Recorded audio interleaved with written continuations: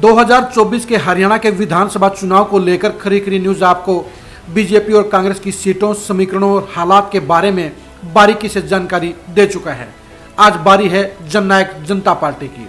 2019 के चुनाव में दुष्यंत चौटाला की अगुवाई में जेजेपी ने चौंकाने वाले परिणाम देते हुए एक साल के अंदर ही 10 सीटें जीतकर बीजेपी के साथ सत्ता में हिस्सेदारी हासिल की। अब सवाल ये उठता है कि 2024 के चुनाव में जेजेपी कहां खड़ी होगी। इस समय जेजेपी सभी विपक्षी दलों के निशाने पर है और दुष्यंत चौटाला और उनकी पार्टी को कमतरा का जा रहा है।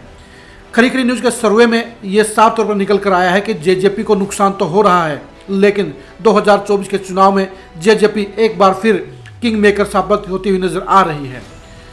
बीजेपी और कांग्रेस दोनों में से किसी को बहुमत नहीं मिलने के चलते 2024 के चुनाव में भी जेजेपी के बिना सरकार बनाना शायद संभव नहीं होगा।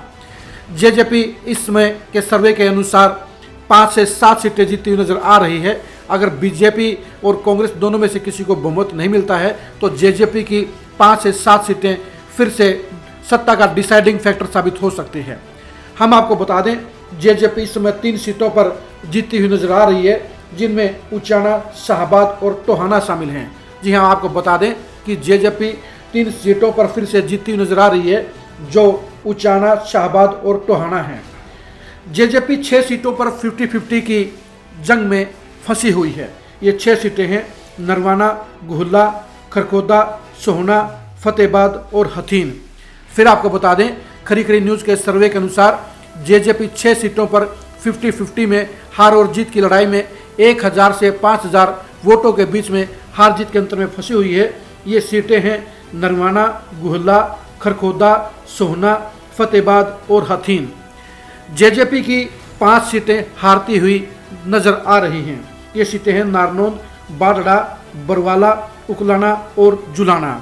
जी हाँ, 2019 में जेजेपी ने जो 10 सीटें जीती थी, उनमें से 5 सीटें नारनौंद, बाडड़ा, बरवाला, उकलाना और जुलाना जेजेपी हारती हुई नजर आ रही है। लेकिन जेजेपी की 5 से 7 सीटें एक बार फिर से यह इशारा कर रही है कि 2024 में जेजेपी के बगैर सरकार नहीं बनेगी और दुष्यंत चौटाला एक बार फिर सत्ता का निर्धारण करने का काम करेंगे, अर्थात यह तय करने का काम करेंगे कि सरकार बीजेपी की बनेगी या कांग्रेस की बनेगी।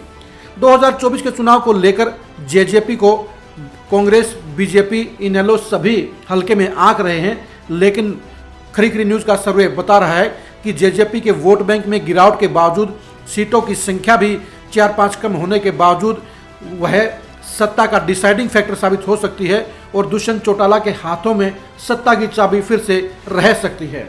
दुष्यंत चौटाला की जननायक जनता पार्टी ने 2019 के चुनाव में भी एक चौंकाने वाला प्रदर्शन किया था। लोकसभा के चुनाव में जहां जेजेपी की करारी हार हुई थी, वहीं विधानसभा के चुनाव में जेजेपी ने 10 सीटें जीतकर सबसे जबरदस्त परफॉर्मेंस देने का काम किया था। 11 महीने की पार्टी में दुष्यंत चौटाला की अगुवाई में जेजेपी 10 सीटें जीतकर सत्ता की डिसाइडिंग फैक्टर बनी थी और बीजेपी ने इसलिए जेजेपी को अपने साथ सत्ता में हिस्सेदारी देने का काम किया था। 2024 में भी जेजेपी दुष्यंत चौटाला की अगुवाई में कई सीटों पर जबरदस्त परफॉर्मेंस कर सकती है और इसके बिना सरकार बनाना शायद संभव नहीं होगा। अब देखने की बात यही है कि जेजेपी की अगुवाई में दुष्यंत चौटाला किस तरह से अपनी पार्टी को 2024 के चुनाव के लिए दोबारा फिर से मजबूती से मैदान में खड़ा करते हैं और अपनी पार्टी के ज़्यादा से ज़्यादा विधायक बनाकर किस तरह से उसे सत्ता की रेस में शामिल करते हैं। यह सच्चाई है कि जेजेपी 2024 के चुनाव में अपने बलबूते पर सत्ता हासिल नहीं कर पाएगी, लेकिन जेजेपी को मिलने वाली 5 से 7 सीटें एक बार फिर हरियाणा की सत्ता में सबसे बड़ा डिसाइडिंग फैक्टर साबित होंगी और सत्ता की चाबी फिर से जेजेपी के हाथों में हो सकती है। अगर ऐसा हुआ तो लगातार दूसरी बार जेजेपी ही सत्ता का फैसला करने का काम करेगी, सरकार का फैसला करने का काम करेगी। अब देखने की बात यही है कि दुष्यंत चौटाला तमाम नकारात्मक प्रचार के बावजूद अपनी पार्टी की सीटें किस तरह से कायम रखने का काम करते हैं, किस तरह से कम नुकसान झेलते हैं और जेजेपी को मजबूती से सियासी मैदान में खड़ा रखते हैं। जेजेपी की रणनीति, दुष्यंत चौटाला की पॉलिटिक्स के लिए आप लगातार खरी खरी न्यूज़ के साथ जुड़े रहिए। नमस्कार।